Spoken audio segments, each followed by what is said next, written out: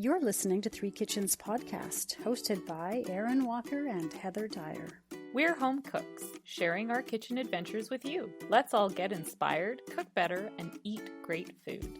Welcome to another episode of Three Kitchens Podcast. I'm your host, Heather Dyer, here with my co-host, Aaron Walker. Hello, Aaron. Hello, Heather. Today we are really excited because we have guest hosts. What we like to call guest hosts is when we have other podcasters or creatives join us to talk about their work and their shows. And also we talk about some food. So welcome to the show, the hosts of Thicc Radio, James and Tim. Hello, gentlemen. Hello. Hi, how are you? Good. Thank you so much for joining us. Thank you for having us. Of course. We're really looking forward to this one. How many times have you been, not how many times, but have you been podcast guests before? Once or twice we did, but again, some time ago. It's been a minute. It's fun to be in the hot seat. Weird to be on the other side of this. I haven't done this too much, like been the guest. So yeah, this is, for me, this is kind of like, I'm not used to being the guest. Well, we'll make it as painless as possible, but I totally get that. Let's start with your podcast. Tell us, what is Thicc Radio all about? Thicc Radio is a podcast that is dedicated to, while it is dedicated to a niche community, the gainer and fetus community, it is also spreading a wider net. As we continue to grow and evolve as a show, we are including more themes of body positivity, fat in politics, fat in culture and art. And, you know, we're really beginning to build something of a community with this podcast. And it was all thanks to James's ingenuity. Well, thank you, honey. Yeah, we are about all things plus size and all things relating to the body experience. Realistically, you know, everyone has an experience in their body where doesn't really matter what shape or size you are. All of us feel the pressures and the influence of the world when it comes to living in a body. So really, it is a podcast for everyone. And we try our best to speak to as many different people as possible, which is really part of why we thought it would be a good idea to have you all on with us. A podcast that celebrates the joy of cooking and the freedom of expression within food, exploring a little bit of that cultural side as well, upskilling and, you know, having community with what that experience is like to try and make something happen, very much in alignment with what we're trying to do. So yeah, we do what we do. We have a lot of fun doing it. That was a really nice description of our show too. Can we make note of that, Aaron? And maybe we have a new trailer with James. Yeah, right? Okay, so you made mention of a couple of words in your description, Tim, that I think are key to your show and your lived experience that might be new to other people. They were new to us when James and I met. But then I started listening and I realized there's a whole world here that I was not aware of, which Aaron and I both really love. We're just like endlessly curious about, well, everything, but like other people's experience. There's communities of people with things in common that some of us on the outside have never even knew existed, which I love. It's so fascinating. Okay, so the two words that stuck out to me was feedism and gaining or gainer. So can you tell us what those terms are about? Well, it's pretty simple, but, you know, so a gainer is a person who engages in weight gain for sexual, emotional, psychological, or even sometimes spiritual fulfillment. There's a lot of different reasons why people choose to gain weight. And while I would say that like a pretty large chunk of our community is involved in the sexual side of it, which is why it gets branded as a fetish, James has been arguing for years now that it's actually much more of a sexuality, which I would love for you to expound on. Sure. I mean, you know, for many of us who experience body-related desires, you know, you grow up feeling very strange about yourself. I think that's something that a lot of people experience, right? You experience some kind of desire in yourself. What mainstream culture is showing you maybe doesn't reflect that. And so you go, oh, maybe I'm weird. Maybe there's something wrong here. And then you discover online spaces, or you're able to go into a broader queer space. You find things that exist in real life and you go, oh my God, how wonderful. You know, it's not just me. I'm not alone in this. It's wonderful to have that sense of community and how important it is to feel fulfilled in your sense of self. Regardless of the particular label that people use, gainer, fetus, it all relatively means the same thing as Tim was saying. It's about intention to gain weight. A lot of people prioritize fat. Some people do muscle. A lot of people do both. It's really just about transforming yourself into the body that is most correctly aligned with how you want to see yourself and how you want to exist in the world. On Tim's point about sexuality, I was very new to it when I realized very quickly that the experience of having gained weight means that I live with this 24/7, not just in the moments when I might be feeling a certain type of way. And so there comes that question of, well, there must be so much more to this experience. There must be everything else, in fact. Yes, it's a sexual thing for me, but what does it do for me emotionally, psychologically? What does it do for me spiritually? All of those moments. And when you take a more holistic approach to it, you realize that there is a lot of beauty and a lot of joy that can come from something like gaining. So it's something that means different things to different people, but ultimately it represents freedom from a lot of the trappings of culture as it comes to bodies. And we're seeing a lot of that these days with the push around things like Ozempic and weight loss, the return to the heroin chic and all of this that we're seeing in the world. Pressures that are put on women to accrue a certain style of body, even though they're pregnant or even though they're hormonal. All of these ridiculous things. It impacts each and every one of us, which is why, as we say, the podcast, yes, it's for our people, our community, but it really is for everyone because no matter what label or identity you use, we're really all of us in the muck trying to deal with what the world's putting on us. And I think what's really, maybe it seems special, but maybe for your community it's not, but like that you're male voices in this community, because like from a woman coming from this, there's been so much talk, especially growing up in the 90s, where there were so many pressures on female body shape and size. We don't often see the male side or the male perspective from this. And so I think that you are opening up and talking about this from a very closed off group of people.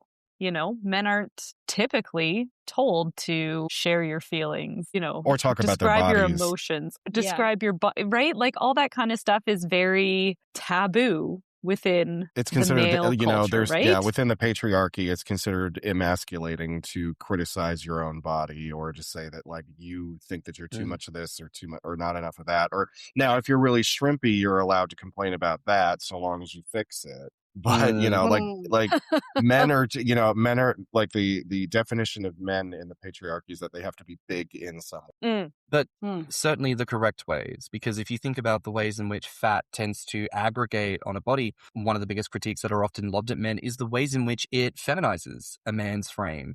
If he gains weight in the chest, he grows breasts. If he gains it in his waist, he grows hips and a big butt. And if his belly grows too big, it starts to hang down like an apron. And when the thighs get too big and there's the cellulite that appears or the bingo wings and all of these references that basically describe the idea of a male body looking more feminine or at the very least more androgynous. So there very much is, for a lot of people who approach weight gain, a question of gender, a question of sexuality and an inherent sense of presentation. A lot of people go through different questioning aspects of who are they now that they approach a body that's more correct for them. It tends to reveal to oneself a lot of the ways in which culture and society just sort of point the finger and go, you're a boy and this is it.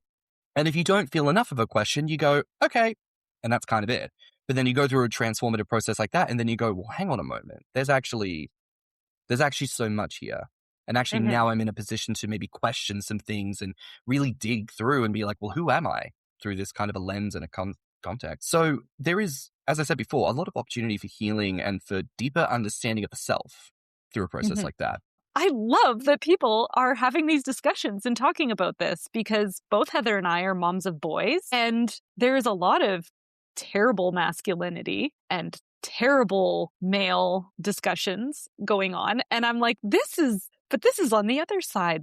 It's great to hear. So I was thinking about how you said some people focus on muscle, and that brings to mind the stereotype of like the gym bro, right? Like this steroid pumping, like trying to get bigger. And you have this idea in your head or that they're doing it to impress other people. Like it's like an appearance thing that it's like, they're trying to be attractive to whoever they're trying to attract, or they're trying to look good in front of the other gym guys, or, there's kind of like, it looks as though it's an outward facing effort. They're not doing it for themselves, but maybe they are. And we didn't really think beyond that physical exterior. maybe it makes them feel good. And I think you've probably find a good mix, like within, like men who frequent gyms, they do it for different reasons. And some of them probably are doing it for very superficial. They want to attract a particular looking type of person. But, and then I'd say there's just as many who are doing it for self. Well, you think about it, a lot of the content you'll see online about gym types who will make content, it's very homoerotic. It's very indicative of like deep, deep connections with the people that they share that particular space in. When people talk about, the quote unquote male loneliness epidemic, which is bullshit, but anyways, it is because men don't have friends. Because patriarchy and masculinity tells you that you're not supposed to have deep, intimate connections with men. These men, for the first time, probably in their entire lives, since they were little boys, are developing good emotional friendships with the men that are around them and developing community. And so it's no wonder that they feel so strongly about it, because they've actually been without for a very long time. And so you see a lot of like, I don't know, when I look at a lot of this content, I see a lot of like childlike joy, and it's healing, and it's very beautiful to get to witness. That's nice. And on the topic of friendship, how did the two of you meet? You're on different continents. James, you are in the UK by way of Australia, perhaps other places, I don't know. And Tim, you're in the US. So how did you come to meet and start up this podcast together? So actually, before Thicc Radio, I was doing a podcast on my own. I called it The Gaining Perspective.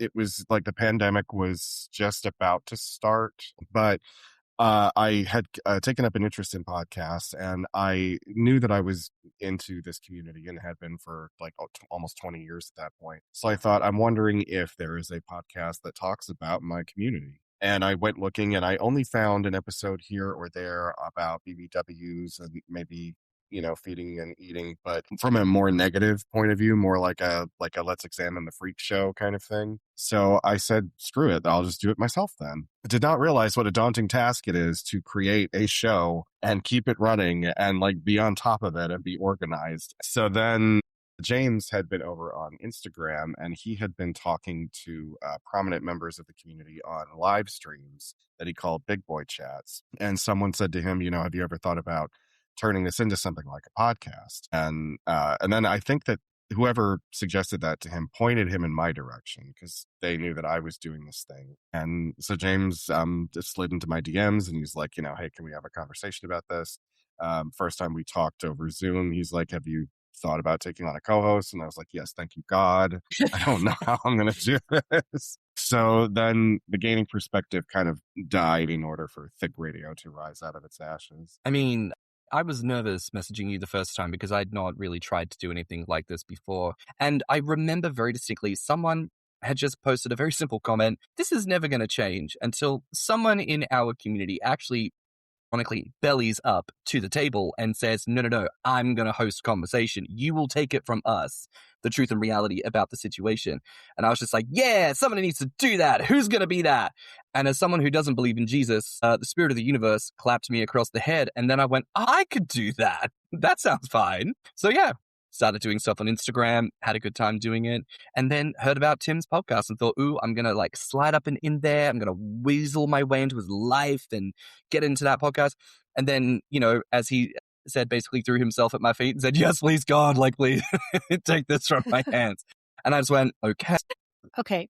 I'm curious about misconceptions. So you've said a few things. I think you've mentioned a few things along the way, but what would you say is like the key sort of misconceptions that you're trying to correct about your community or your lifestyle? Or I mean, there's a lot.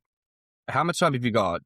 How much time do we have? God. Oh no. When people hear the word fetish, they immediately think kinky, dirty, unclean, like normal people don't do that. They think we're perverts. Again, like non-consent. And I think for me, that's one of the biggest pushbacks, because, part of what we do on the show as well is we watch all the documentaries, all the shows and episodes of shows where people decide that they wanted to make gaining and feedism the pinata that they beat with a stick. And, we review it and we talk about all the ways in which it's poorly done and dishonest and really bad journalism, frankly. Obviously, members of our community want to be shown with respect and dignity, because we're not doing anything that connotes anything less, Mm-hmm. So they trust people. And it's very disappointing when people produce something that isn't really any good. So that's something that we do, that we try to push back against, because frankly, my dear, the idea of it wouldn't matter how attractive I thought someone was. If I say, oh, I'm into this, do you like this? And they say no, I immediately don't care. I couldn't give a fuck. So like the idea of I'm going to dedicate time in my day to try to like push you, force you, like absolutely ridiculous. So the notion that this is something that everyone is trying to do, very weird and very narcissistic to believe that someone cares enough about you to want to force you to do something. Something that I always like to push back on is, people think that this particular community is weird and subversive for just wanting to eat good food and, put on some weight in the process. Like, if you think that what we're doing is weird, it's like what we're doing is not that subversive. The people out here doing all sorts of things. And like, all I want, a little bit of cake. But you know what the major difference there is, like James was saying earlier when he said that, we have to wear this on our bodies all the time. That's the thing, is there are many people out there who can be into some really wild, out there BDSM kind of stuff, but you'd never know it because they can pack it all away in a suitcase or in a closet and no one has to know. They can go back to doing their 9 to 5. Whereas in our community, you will see the body change. So it's something that we can't just pack away. It's not something we can shove back in a closet. Yeah, and then you get comments from people who are very caring because in their mind, they look at you. There's no narrative of positive weight gain in this world. It is all bad news, according to society. Yeah. So I start to put on weight. My family want to make comments. My friends want to make comments. And that's, again, something that people need to navigate, where it's like, I don't feel like I can share with you that this is intentional or that this brings me a certain type of joy because you're my mom or whoever in my life. I don't feel comfortable telling you about those things because most people don't feel comfortable talking about that kind of stuff, especially with friends and family. But different people approach it in different ways. But it's a reality that whatever extent to which you engage, you've got to be prepared to front up and deal with it because it's going to happen. People have something to say. And they feel like they've been invited to make a comment or say something to you. They feel like they have that right, or it's their job to make those comments or try to pull you back in line, right? Yeah. Like, it's a very moralistic thing that a lot of people don't talk about, right? Like within the body experience, the narratives that are approved by society that we put on people. Bodies change, every single one of us, because we age. Every single one of us will age to the point where we become disabled. Eyesight will go, hearing, mind, body access, all of this will change. That's natural. But if you turned around to Nana and said, you're a bad person for being old, go have surgery to fix your, bad parts, you horrible person costing the healthcare, like that would be insane. And yet, as a society, seems to be perfectly fine to remark on larger people who are just trying to get through the day. Things like that a lot of us don't even question, but is the lived experience for so many people, plus size or not, because also the word fat doesn't mean anything. Like if you close your eyes and you picture a quote unquote fat person, guaranteed every single person listening, both of you're going to picture someone completely different. And all of us, like I said, experience the body fascism of your body is imperfect. You must constantly be working to improve your body, to better your body. Don't you want to live longer for your kids? Don't you want to do this? Don't you want to? And it's like, just eat the fucking donut. Well, it's a donut. As queer men, we have the added pressure of what, queer men are expected to look like. Like we're all expected to be supermodels. Yeah. I imagine it sounds like you've heard it from well-meaning family and stuff, but is health a concern for you or for people in your community? Is it a balance between this thing that brings you joy and ensuring that your body is healthy at the same time? Like you say, just eat the donut, which I love donuts too. Yeah. But is it is that something that is a concern? I think it's kind of nuanced because it's different for everybody. Like there have been people within the community who actually a part of the thrill is the idea of trashing their body, but then there are many, many others that are more interested in like, no, I'm going to make this a very long-term thing. I still intend to live into my 70s and my 80s, my 90s. So they're a little bit smarter about look at the journey as a lifelong thing. Health is hard because ultimately there is no hardline definition that works for everyone. Even between the two of yourselves, what is considered healthy or unhealthy might be vastly different based on your genetic history. You might live in different areas, which means your access to affordable, quote unquote, healthy traditional food might be very, very different. All of these factors contribute to whether or not someone is able to maintain a healthier, quote unquote, lifestyle. And that's before you even get into whether or not someone's gaining, you know? The genetics plays a part, whether or not someone finds it easier or not to gain weight, whether or not eating certain foods will cause them to experience health attractions, whether or not that thing is going to manifest over time. But this happens to every single human. It's not to say that worrying about the health is not really worth it, but as Tim said, it is individualized. The responsibility of an individual should always be, gainer or not, what do I need for health? What matters to me? After all, people who are Olympians punish their bodies a lot of the time to become this epitome of physicality. And as a result, they often wear out faster than other bodies. But we would see an Olympian and someone being a prima ballerina or a world champion powerlifter as a fine thing to achieve. So why should this be any different, you know? Yeah. Have you found it difficult at all to get used to talking about very personal things on a podcast that could be listened to by the entire world? I mean, we talk about cooking. There's nothing super personal, but it did take time, I feel like, for us to get comfortable. Yeah. You know, it's funny. I have just been an open book for quite a while. And I think it's just because of a lot of the things that I went through in my personal life. You know, long before I met James and before I started my own podcast, I would just go live on Instagram, like late at night. And, you know, so I had to try to engage with my audience in some way. So I'd be like, guys, ask me questions and anything's on the table. If you ask, I'll tell you, but you got to deal with me telling you.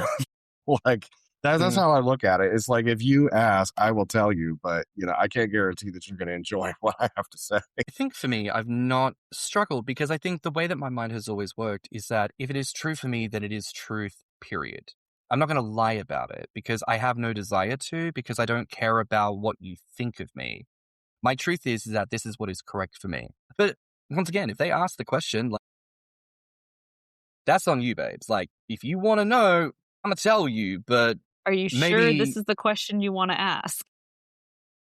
I feel like you talk about being very open about this and finding this community and having it for many years, but I'm assuming that growing up, it took time to find your people and find your community and find that space to be in and be like, okay, now I can accept this about myself and now I can start sharing, right? And that... Yeah, because the connectivity of it all didn't really happen until the internet boom. Gotcha. But as I discovered it in the late 90s when the internet came to my house, you know. I was 12 when I first started searching things online, but it was something that had been in my mind since I was single digits of age, literally, like cartoons of the 90s. There was always like a random episode where for whatever reason, the characters got fat and then they just had to like go on their normal adventure, whatever it was, as these like super round characters bouncing along. And those were obviously my favorite. And I was like, why is this my favorite episode? I don't understand. You know, so I think this is another one of the reasons why I've always held to the idea that gaining for a lot of people transcends sex, because for me, it tapped into something in me from before a time that could have ever have been possible. It was always something that the moment I saw it, I knew that it was for me. So I think it is something that's quite innate to people. But certainly, like, the advent of community and the online space is a life changer, my God. When we interview people and they talk about the experience of first coming in connection with community, it's life changing. It really is. Yeah. And that must be, I mean, that's an important role that you now play within the community as generations and youth come up and start seeking out that validation, that connection, and now they can find that in you, right? Yeah, and we've talked a lot in the past about mentorship and how we really have a need for it, like, badly. And, you know, so our hope is that we are providing that through our podcast. And to kind of link it back to, you know, what you asked about talking about things that are so personal. My hope was always that, like, my stories are stupid. But if one of my stupid stories helps you avoid making the same mistake that I did, then I'm glad it helped. Right. Yeah, well, we all need to find our people. We're social creatures and we all want to find some common ground with people who don't think we're the weirdo or the oddball or whatever. We want people to go, really, me too. Like, I like that too.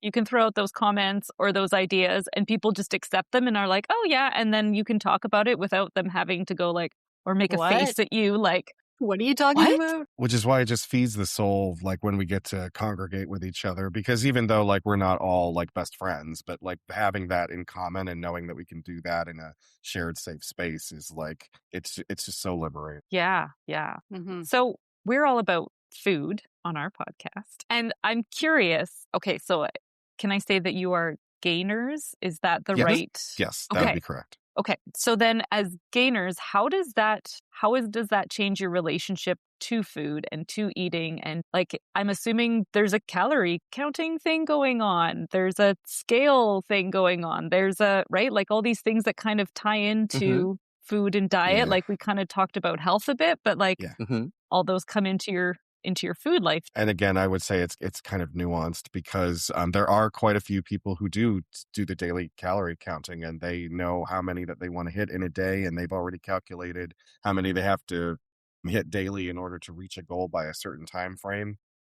Right. I'm not so much for myself. Like, for me, it just means that when I want to eat something, I'm not going to shy away from that, right? And I don't feel embarrassed about maybe eating the entire pint of ice cream, or you know, if someone hasn't finished their dessert when we go out to eat, I'm not embarrassed to say, hey, I'll finish it. I was going to say about the scale is there are quite a few people in our community who really love tracking that every chance that they get. They want to know how much they're going up, even if it's by ounces. Someone like myself finds the scale rather triggering because I will step on it and it will not give me the number I want. And then I will get depressed because I will feel like I've put in a lot of effort to try to move you and you're not moving. And this is making me feel like crap. Ways in which it is very similar to a lot of people who try to lose weight, which is why we often say it's a part of all the same journey. Whether you're going up or down, we all know the struggle of you want to achieve something that you're not achieving. So that's a pain. But when you do achieve it and you feel really good, that's us, right. You know? We're just going in the other direction, baby. But one of the biggest things I've noticed about my own food journey is like the freedom within it. Because I came from a family who we did not have a good relationship with food. Mum was not someone who enjoyed cooking. And in fact, I'm sure we'll talk about this later. The recipe of today is one of the few things that I know that she enjoyed that she passed on. But, you know, that was something I had to really learn about, was a love of food. And what I've noticed is that over the years, a joy in food is a freedom for everyone around you. I find that if I'm the larger person at a friend grouping and we're out to lunch and they go, oh, well, we don't need to look at the dessert. And I say, I'm going to look at the dessert menu, bitch. I already know what I want to pick out. Thank you. And how quickly everybody else folds and they go, well, actually, now that you mention it, I was going to get the sticky date pudding, you know, and it's just, I'm not out here trying to convince you to do anything you don't want to do, but me living in my authenticity, because I'm going to have extra, I'm going to have seconds and dessert. Suddenly a bitch goes, maybe I too shall have the food that I want to have. And it just means that other people get to experience that freedom as well. There's language and emotion attached to food, the idea of a reward or a treat versus a cheat day and being irresponsible, having an affair on our diet, like really dangerous language that it's like, you know, when I gain weight, it is not because I hate my skinny self and want to be the opposite. It's actually because I love myself. So as I gain weight, I feel wonderful, feel more affirmed in my human identity, in my gender, in my sexuality, in my masculinity. It makes me want to live. It makes me want to be in this world more and more and more because I love myself. I choose to love myself and I choose to approach my body in the same methodology. Therefore, my weight gain message and methodology is never going to be bad because it is what is correct for me. Same too with weight loss. So many people choose to lose weight because they have been taught to hate their fat selves. And that is why they choose to lose weight. And that is why they feel unhappy in the weight loss. That is why we see personality shifts with people who lose weight through that same methodology. There's that trope of meanness and unkindness that comes in for some people who lose weight, and anger. And we joke and we say, well, it's because they're hungry, they're not eating. But it's because the truth kernel at the core of that is that they are training themselves to hate themselves and to pursue something through hate. It is a very different story when you pursue it with love. So I will say that on that point. That's Beautifully beautiful. said. Hey, listener, we're just blown away by the kindness and generosity of our guests on the podcast. They lend us their time and share their knowledge with all of us so we can learn to be better cooks and bakers at home. If you enjoy our guest episodes, please see their links below in the show notes. Go follow and support them too. And if you have an idea for a guest, please send us a message. We'd love to hear it. Now, let's get back to this episode. So, since we are a podcast about cooking, we always ask our guests to send us a recipe before the episode that we can try in our kitchens, and then we can talk about it. And the listeners have a recipe to go and try if they so choose. And I think they probably would choose to make this one. James provided the recipe. Can you please tell us what that recipe was and why you chose it? So it's potato and leek soup. As I expressed, my mother growing up was not someone who really enjoyed cooking. She wasn't someone who, I think, in many ways exhibited a lot of classic maternal attributes, but this was one of them. And I have a very fond memory. I was born in Sydney originally, and I have a very fond memory of one winter somewhere in the mid-90s. I was very, very young enough that I'm sitting in a high chair and the legs are dangling, and like I'm short, so like my hands are kind of like across the table like that. I can't really, you get the spoon like that. Very, very little, very, very young. But I have this memory of like a big steaming bowl of this soup and like having a spoonful and like that sensation of it's cold outside, but like the warm food is like traveling down and then like warming my tummy and I'm feeling like all safe and cuddly. So I've always had a very positive memory attached to the meal. And when I first moved away from Australia, it's something that I started making as one of the like remembrances of home, something that makes me feel attached to family and country and all those things. And obviously it's gone through changes over the years as my personal tastes have shifted. But yeah, it's a recipe that I love. And I love finding a good excuse to whip it out and make a big, massive pot that will last me for an entire calendar week. Fabulous stuff. Mm-hmm. And it's also easy to make, and you don't have to have any fancy equipment or skills in the kitchen. Like probably why your mom liked to make it if she wasn't really that into cooking, but she knew she could pull this one off, which is common to lots of people at home in their kitchen where they're like, I don't feel like cooking today, but I can make this because it's easy. It's relatively inexpensive in terms of ingredients. It's onions, leeks, garlic, potatoes, vegetable broth, cream, and then nutmeg and salt and pepper. Like it's very simple. Very throw together. Yeah. And it just, I think, is a great example of how the simplest recipes can be the most comforting, And I made it yesterday, actually. Yes. Kind of pushed How'd it go? Pushed it to the limit on our timing. And it was minus 20 something here. It was cold and my kids had like a little snow shoveling job they do in the neighborhood. And I shoved them out the door, go shovel, you got to go earn your money. And they came back and they were so cold and the soup was like the perfect thing. And it makes a big pot, like you said. Yeah. And it's the type of thing too, like when we've got these shorter days and we're not like, this is coming out post-Christmas, we've all been busting our butts to try and, make the meals and feed the everyone and the cookies and the blah, blah, blah. Like the last place I kind of want to be is in the kitchen for 3 hours again or whatever to make something, but I want something that's going to hug me and feel cozy and yummy. And, if I can jump into the kitchen, whip this up and everyone is happy and contented with it, it's a win, right? Like, and it's easy to do. Yeah, it's a great recipe. I would say like in terms of tips, if anybody needs them, carefully wash those leeks. Those things hang on to dirt like you wouldn't believe. But the nice thing is you're chopping them up, like put them in a bowl of water, let them soak for a while and get clean. And then you're going to puree the whole thing at the end. So you don't need any fancy knife skills or careful chopping. You can just cut those onions, cut those leeks. In the end, you're just going to whiz it all up anyway. So super not fancy, but so good. Well, I will say, because Tim, can I share? So you were preparing this and you said, actually, James, can I make this with you like on a call and you can kind of guide? And I was like, sure, we can absolutely do that.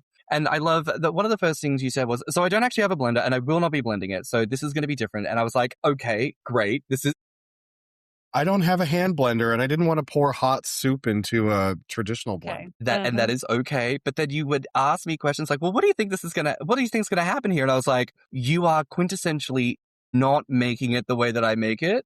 So I do not know. We're going to find out together what state it is in upon arrival. If you don't end up pureeing it at the end, if the potatoes are soft enough, like I started mashing the potatoes like in it, and that like thickened it up. It's also a good point too if you don't want to use cream. I used lactose-free cream because I have the lactose issues. But if for whatever reason you don't have it or you don't want to use it, there's always that trick of like blending part of the soup or say mashing those potatoes and putting it in, which kind of makes it feel creamy. So you don't even have to blend the whole soup if you didn't want to. I'm sure your soup was great, Tim. No, I mean, it tasted fantastic. It was just a little, it was a little runny because of it hadn't been pureed. And you can put hot soup into a blender. I mean, you might want to let it sit cool just a little. It just always feels weird to me to put hot soup in a blender. Like mentally, I'm like, no, this is for ice cream and ice. Like, this is not for hot soup. Okay. Well, maybe next time you'll try it because you can do that. It's okay. Aaron, She's what not did you think breaking of any it? rules or anything. Aaron just ate it for breakfast just before you joined us on the call. Yeah, she I had had a it nice for bowl of breakfast. soup. Yeah, it was, I mean, it's all those good warm feelings. Like when you say like you're sitting there and you take a bite and you take it in and it just warms you all the way through. Like, I don't know, that blended soup, it's different than, any other soup that's got the chunks and stuff in it, right? Like maybe that's not the most attractive word to use for it, but like when you've got those blended soups, there's something about it that just, it coats your tummy. It goes all the way down and it just, like I had it for breakfast this morning and I was like, God, this is so delightful. Like and I have a big serving. So I have a second container that I can warm up again. And I'm like, breakfast again tomorrow? Like, yes, please. And I will say, like, in terms of reheat, because it's as you say, it's a blended soup, it keeps really, really well. It's very easy over low heat within 5 to 10. It is nice and hot and bubbling, and it is just wonderful. It really is. I have a tendency, I don't blend it until it's like perfectly smooth. I love a little sense of that. It's almost like a porridge texture where it's a little thicker. And I think, chunks, like there's little moments, little pops of things that you get in there as well, which is lovely. I knew someone I knew someone once who what they would do is they would make it, and when they served it, they would actually get like their pepper grinder and set it to the widest settings and crack fresh pepper on top. But at the widest setting, you get like not whole peppercorns, obviously, but you get like actual like slight pieces of peppercorn so that like you would get it and you would bite it and it would get this like pop of pepper. So like there are all sorts of really, I think, fun ways that you can kind of dress it up to be more your particular flavor and style. Like you said about the lactose-free cream, I think there are plenty of people who wouldn't bother even with cream. They just put milk in, if it helps thin it out a little bit and does a little something to it. Or maybe even don't put in dairy at all. You can leave it just as that stage without the cream. It'll probably be just as lovely. Probably a lot thicker. You might need to add more stock or something like that to play with the levels. But I think it's a great base for so much as well. I love a good cream soup, a good soup and sandwich. Like if I'm out somewhere for a meal, I love getting the soup if it's like a homemade soup and not just like a canned soup because whatever. I love a good soup. And so this checks all my soupy love boxes. If I were going to bake a bread bowl, I would definitely want to put this soup in it. Yeah, that's a great idea. Well, I mean, because the perfect accompaniment with this, of course, is like an entire stick of French bread that you cut into huge chunks. And for all the cream and butter you've just used, you're going to slather more butter, both sides on that. And then you're going to use that to eat. Do you know what I mean? Like, this is what I mean when I say, like, not even just the gaining side of it, but just like there's a sense of decadence and I'm going to have all the trimmings.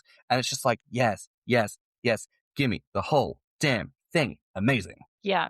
And you could like toss croutons on top, or I like bacon with, anything, but with potato and leek. It's like if you have a quiche or you have a potato, like what was that potato pancake that we've made before, Aaron? Those Dutch pancakes, pannenkoeken. Yeah. And so if you did crumbly, like bacon on top of your bowl, I wouldn't put it in the soup because might get soft, but on your bowl when you sit down to eat, that's really yummy. And yeah, like you said, it's a great base and you can do kind of what you like with it. And the best part is you can make the batch, you can make a whole bunch. And my favorite thing is to toss it in mason jars. And if it's not going to get eaten that week, you pop it in the freezer. And then you've got that thing when you're like, today is not the day. Wow, I got this soup. And then you just grab it out, you let it thaw, you come home and you've got like instant meal of warm, cozy, delicious, right? And it's going to satisfy. Absolutely. For some reason, Heather, when you were talking about bacon bits, my mind went to like a duxelle mushroom situation, like, you know, like frying off some mushroom. Okay, because whenever I do this is what I do. If I get my mushrooms, I will always use a little spray oil. Mushrooms are in the bowl, wash, spray oil, toss them with some thyme. Very simple. Large skillet, upside down, fry them off for about 5 minutes. Don't move them. But like after the 5 minutes, you can start to shaky, get like the browning all over. They start to squeak. That's how you know that they're getting good. Set them off to the side, let them cool, then duxelle them, and they get like really nice and fine. And they are just the perfect addition to, first of all, any kind of meat sauce you want to like add a little flavor base, like it's good. Yeah. But now I'm wondering, you do that separate, you do the soup as you're doing it, and then when you add the stock and everything in, you also put like the duxelle mushrooms in. Maybe that helps to like boost the onion flavor, like gives it like a nice round base flavor. I think I'm going to try that next time, actually. I think you could even like put some Gruyere cheese on top, like you would a French onion soup, and like pop it in there. Like when you talk about the crunchy bread and the all of that could go really good too, right? What's the one that people do where it's like they make like a grilled cheese sandwich, and what do you have? And you have it with like a tomato soup, right? You'd like dip the whole like croque monsieur. Yeah. Maybe you do something similar where it's like instead of doing the French sliced bread with butter, maybe you do the sliced bread, little bit of cheese on top, a little bit under the grill, so you get like that cheesy bread. Dip that in the soup instead. Okay. That could be really God, nice. I'm so hungry right now. Because we forgot to warn you, this is a hazard of being on Three Kitchens podcast. You end up, the end of every episode, we're always like, God, I'm so hungry. Perfect. Yeah. I will literally be heating up more of that soup after this recording. I'm so ready. Too.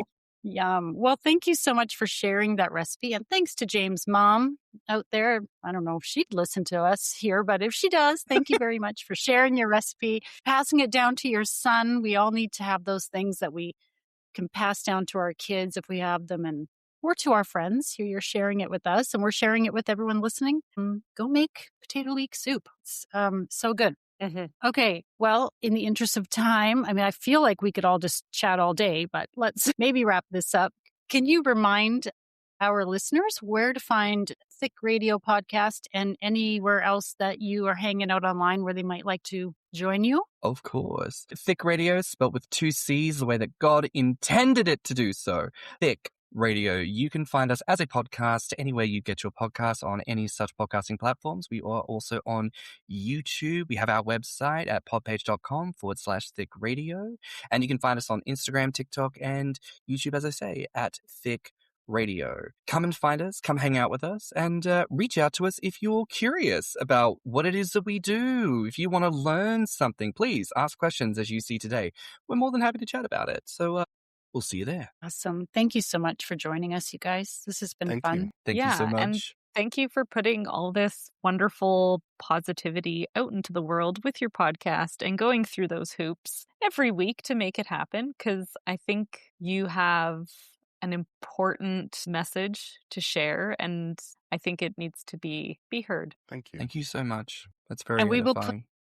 We will put links to all of those, to your podcast and your social media, in the show notes. So listeners, scroll down and click on that and go find James and Tim and check them out. We enjoy listening to it. Aaron and I enjoy listening to Thicc Radio Podcast. So anybody out there, you don't have to feel like, oh, that's not my community. Anybody out there will find something interesting, entertaining, can tell you, well, if you don't know by now that these two are fun to listen to talk, then I don't know what you've been doing the past hour or so, but